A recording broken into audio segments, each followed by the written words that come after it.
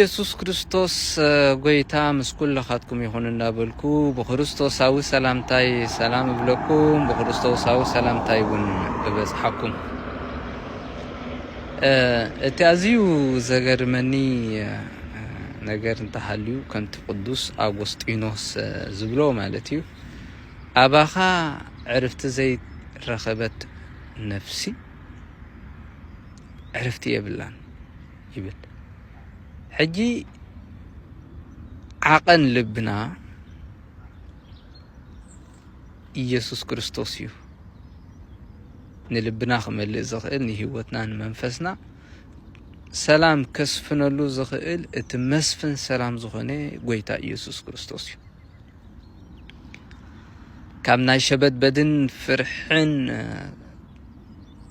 ከውፃእካ ዝኽእል ውን ኢየሱስ ክርስቶስ እዩ ካብ ምጭናቕ ሓራ ክገብረካ ዝኽእል ኢየሱስ ክርስቶስ እዩ ምስ ነፍስኻ ሰላም ንኽትገብር ክሕግዘካ ዝኽእል ብጸጉኡን ብበረኸቱን ብምሕረቱን ውን ኢየሱስ ክርስቶስ እዩ ስለዚ ነቲ ብነጻ ክንረኽቦ ንኽእል ጸጋ ኣምላኽ ንህይወትና ንመንፈስና ንኹሉ ነገርና ክልውጥ ዝኽእል ጸጋ ኣምላኽ እንተ ደኣ ኮይኑሲ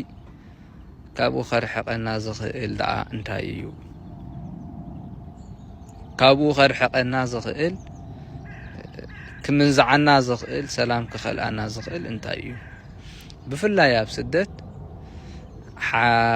ሓኪም ወስታይ ክብለካ ዝኽእል መድሃኒት ውሰድ መደቀሲ መተንስኢ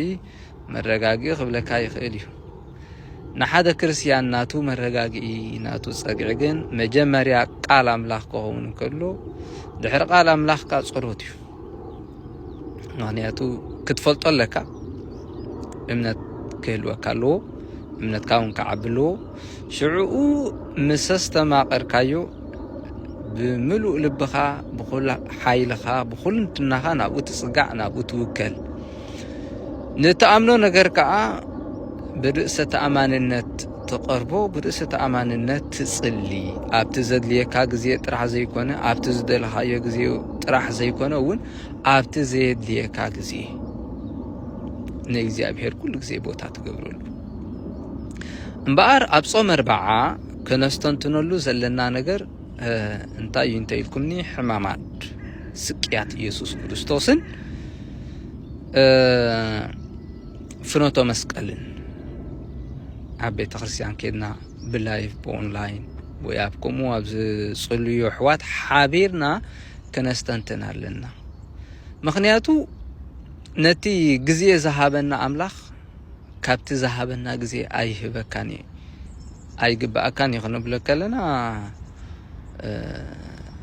ግቡእ ኣይኮነን ቅኑዕ እውን ኣይኮነን ወሃቢ ግዜ በቲ ዝሃብካኒ ግዜ ኣመስግነካ ኣለኹ ብዝብል ናይ ምስጋና ጸሎት ናብኡ ደኣ ክንቀርብ ኣለና እምበር ካብቲ ዝሃብካኒ ግዜ ኣይህበካኒ ክትብሎም ከለኻ ኣይስማዕን እውን ምክንያቱ እግዚኣብሔር እዩ ግዜ ዝህብ 24 ሰዓት ዝህብ እግዚኣብሔር እዩ ዶመስተኛ እንተኮይንካ ናትካ ሓላፊ ግዜኻ ይገዝእ ንስኻ ከዓ ጉልበትካ ትህቦ ስለዚ መጠን ጉልበትካ ዝቐነሰሉ መጠን እቲ ግዜ እንዳጎደለ ኣብ ዝኸደሉ ዶመስካ እውን ምስኡ እንዳወሓደ ይኸይድ እግዚአብሔር ግን ከምኡ ዓይነት ምቁፅጻር ዘይገብር ኣምላኽ ስለ ዝኾነ ኩሉ ግዜ ክንህቦ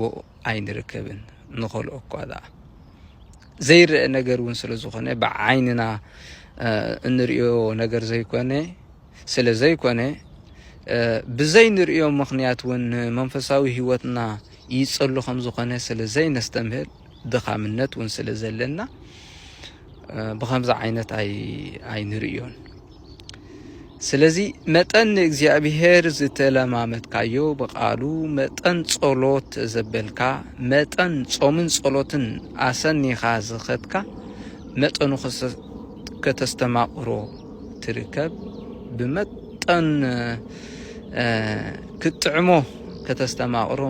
ምስ ጀመርካ ከዓ ኣይትምኖን ኣይትጽገብን ኢኻ ኣብ ዝብል ደረጃ መንፈሳውነት ኢኻ ትበጽሕ ምክንያቱ እግዚአብሔር ኣይምነውን እዩ እግዚአብሔር ከዓ ኣይጽገብን እዩ ስለዚህ ነቲ ዘይጽገብ ዘይምኖ ኣምላኽ ዕጋበት ህይወትና ብዝኾነ ብምልኣት ንልብና ከፊትና ክንህቦን ከለና ነሱ ከዓ ብምልኣት ኣብ ውሽጥና ይሰፍር ይነብር ይቕመጥ እሞ ከምቲ ነቢ ኢሳያስ ንመን ክንልእኺና መን ክንለኣኸልና እዩ ዝብል ድምፂ ምስ ሰማዕኩ ኣነ እነኹ ዝበልክዎ ከም ዝበሎ